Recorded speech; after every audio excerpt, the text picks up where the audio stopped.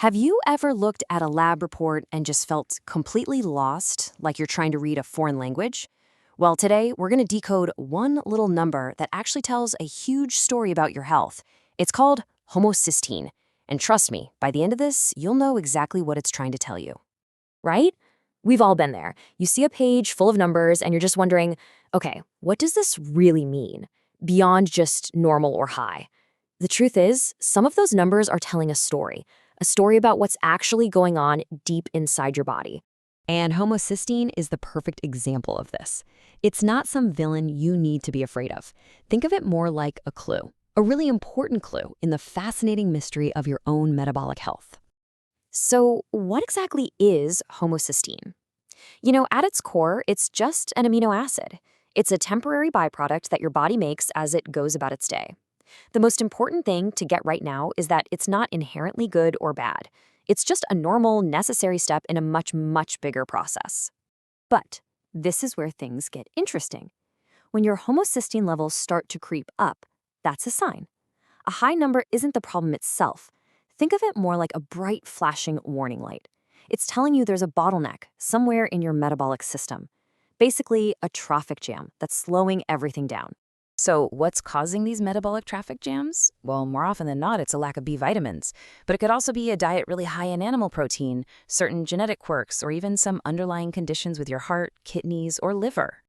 To really understand this bottleneck, we need to kind of zoom in and look at the system where homocysteine is a key player. So let's take a look at the body's metabolic crossroads, the methylation cycle.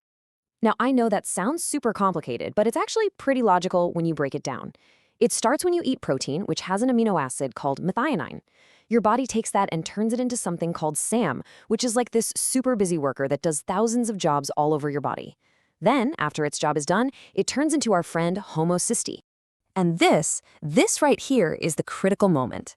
At this point, homocysteine is just sitting there at a metabolic crossroads, basically waiting for directions on where to go next. Its story isn't over yet. So homocysteine has two possible paths it can take. Path 1, it can be recycled. With the help of vitamin B12 and folate, it gets turned right back into methionine to be used again. Path 2, it can be converted. With the help of vitamin B6, it gets transformed into other super useful things like powerful antioxidants. The main takeaway here? The flow of traffic at this crossroads totally depends on having enough of these B vitamin helpers to direct it. And that brings us to the real heroes of our story, the B vitamin team. These are the guys who keep the metabolic highways clear and make sure everything is flowing just right. Okay, first up, you've got vitamin B12. Think of B12 as the master recycler. Its whole job is to help turn that homocysteine back into useful methionine. So if you're low on B12, that entire recycling process just stops. Everything backs up and homocysteine levels climb. This is especially crucial for vegans who absolutely have to supplement to get enough B12. Working right alongside B12 is folate, also known as vitamin B9. Folate is kind of like the key that unlocks the whole recycling process. It provides the final piece of the puzzle. The great news is you can find it in all sorts of whole foods, leafy greens, legumes, fruits. And when you see folic acid on a food label, that's just a synthetic version of folate. So what about that other path, the conversion path? Well, that's where vitamin B6 comes in.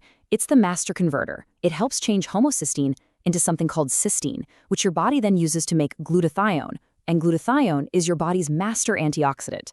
So B6 doesn't just clear the traffic, it turns it into a powerful defender for your body.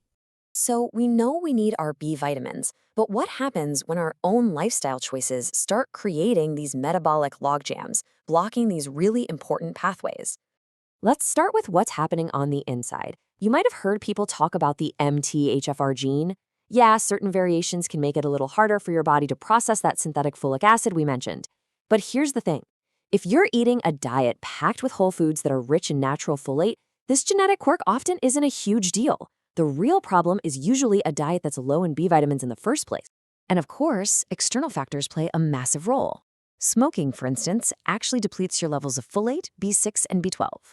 Alcohol messes with how your body absorbs and uses them. Even drinking a lot of coffee, we're talking 4 or 5 cups a day, can nudge your homocysteine levels up a bit. And as we all get older, our ability to absorb B12 from food naturally goes down, which adds another layer to the whole story. So, after all of this, what's the real meaning of that number on your lab report? What is your body actually trying to tell you? And here it is, the single most important thing to take away from all this. High homocysteine isn't the villain. It is not a disease that needs to be attacked. It is simply the messenger.